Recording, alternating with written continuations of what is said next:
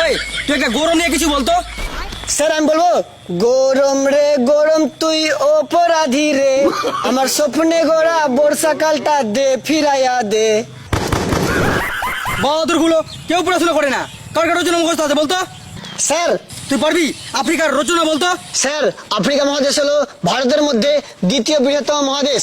এই মহাদেশ জুড়ে অনেক অনেক জায়গায় বড় বড় জঙ্গল আছে। এই জঙ্গলে নানা প্রজাতির পশু পাখিও আছে। এই পশু পাখির মধ্যে বড় বড় হাতিও আছে। হাতি হলো পৃথিবীর সব থেকে বড় ও শক্তিশালী প্রাণী। হাতির এই বড় বড় ডিসেন্টেনার মতো কান আছে। হাতি সবসময় কিন্তু খুশি হয়ে থাকে আর আনন্দ থাকে, সেজন্য দুটো দাঁত বড় বড় বের করে থাকে। তো স্যার কেমন লাগলো আফ্রিকার রচনা?